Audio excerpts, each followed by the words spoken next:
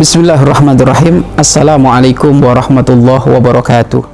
Alhamdulillahirabbil alamin.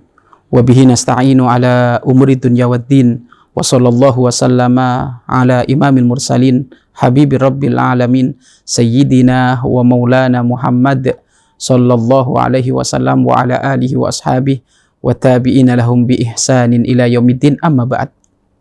Pemirsa yang dimuliakan oleh Allah Subhanahu wa taala, ahli iman, orang mukmin, orang Islam adalah orang yang memiliki senjata ampuh di dalam hubungannya kepada Allah dan di dalam hubungannya dengan hamba-hamba Allah.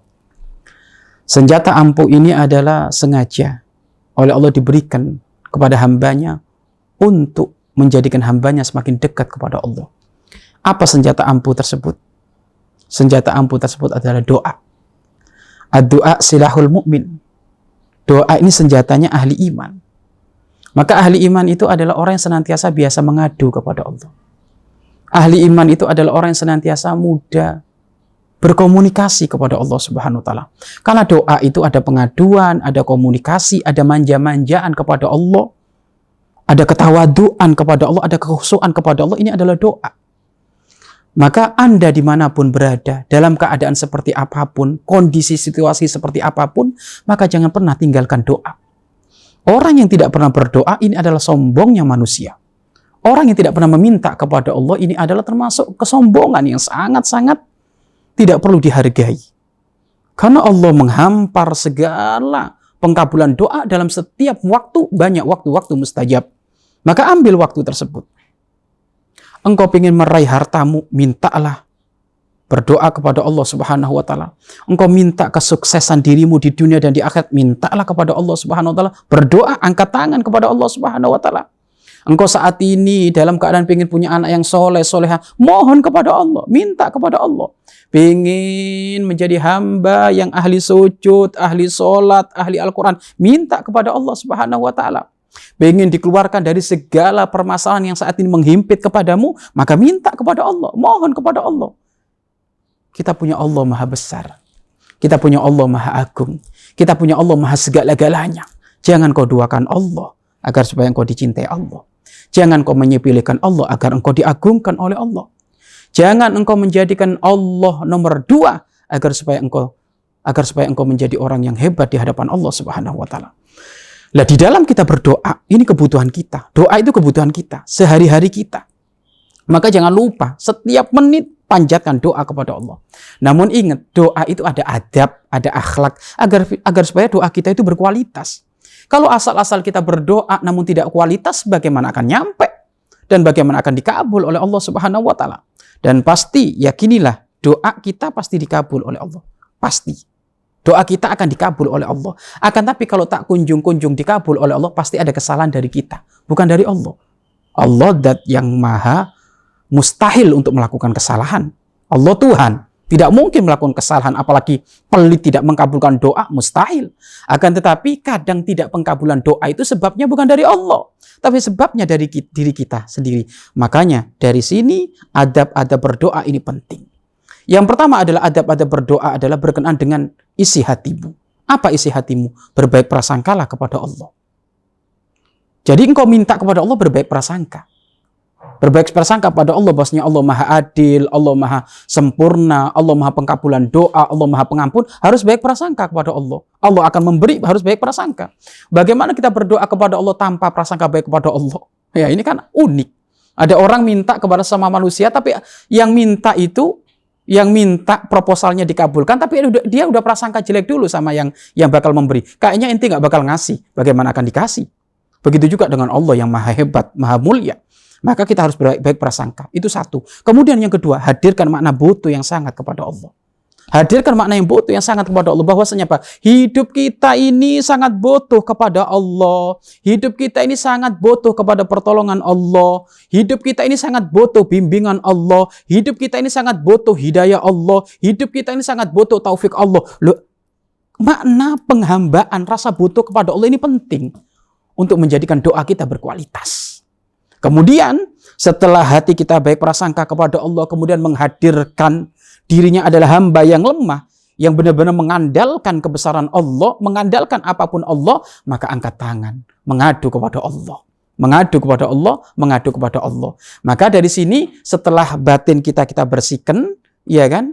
Batin kita bersihkan dengan baik prasangka, kemudian memahaagungkan Allah, kemudian meyakini Allah Maha Pengkabul dari segala doa, maka jangan lupa taubat dulu.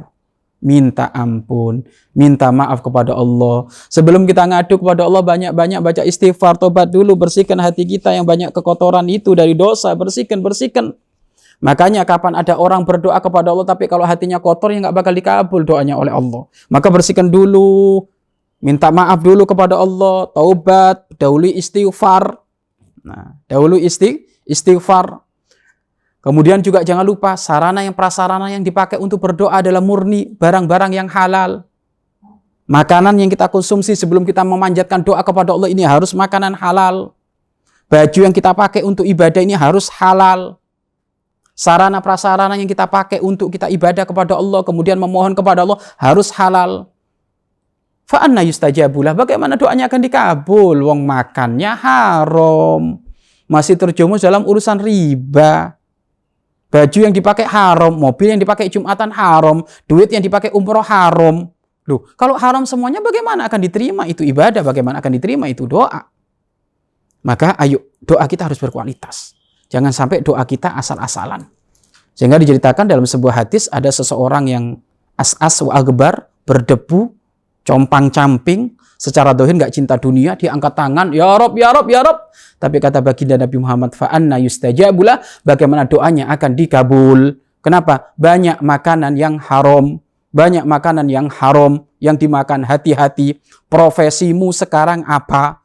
Jangan sampai profesi yang haram. Kalau profesimu yang haram percuma, maka doamu nggak akan dikabul oleh Allah Subhanahu wa Ta'ala.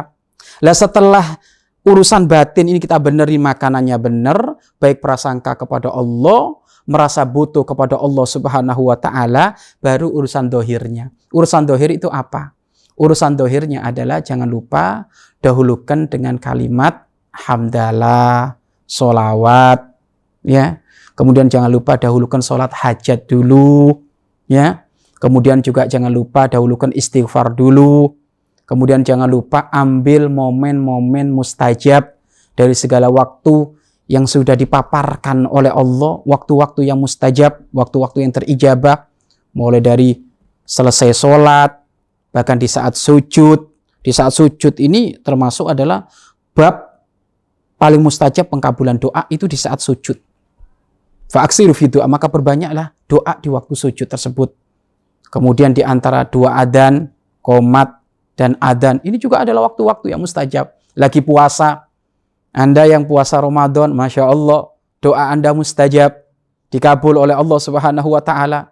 Maka jangan lupa di saat Anda mau berbuka, mau takjil, iya kan? Di saat Anda mau berbuka takjil, maka jangan lupa berdoa dulu kepada Allah. Kenapa? Doa Anda mustajab, doa Anda dikabul. Maka ambil kesempatan ini. Orang yang dalam keadaan puasa ini orang istimewa. Tapi ingat, jangan sampai sahurnya yang haram, jangan sampai berbukanya yang haram, percuma itu. Puasanya Masya Allah semangat, mulai dari pagi sampai sore, nggak batal sama sekali. Doanya nangis-nangis, Masya Allah khusyuk sekali. Tapi sahurnya haram, bukanya haram, percuma. Maka ini termasuk adalah adab-adab akhlak di dalam kita memohon kepada Allah Subhanahu wa Ta'ala. Yakinilah, jika adab-adab akhlak ini kamu ambil, syarat-syarat pengkabulan doa ini kamu ambil, maka doamu mustajab. Akan mudah doa itu menggoncangkan ars, karena dikabul oleh Allah Subhanahu wa Ta'ala.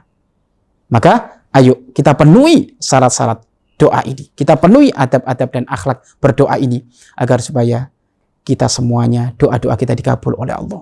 Walaupun pengkabulan doa, para ulama mengatakan pengkabulan doa ada 4 model. Ada pengkabulan doa secara keinginannya benar. Ada pengkabulan doa tidak sesuai keinginannya, karena Allah Maha tahu mana yang lebih baik. Ada pengkabulan doa itu berupa pahala nanti di hari kiamat. Ya. Ada juga pengkabulan doa itu ternyata adalah tidak langsung, ditunda dulu nunggu waktu yang pas. Jadi ada 4 model ini. Tetapi intinya semuanya doa kita akan dikabul oleh Allah Subhanahu wa Ta'ala. Mudah-mudahan Allah senantiasa mengijabah doa kita. dan mudah-mudahan kita menjadi hamba-hamba yang senantiasa beradab, berakhlak kepada Allah, khususnya dalam urusan doa. Wallahu a'lam bishawab.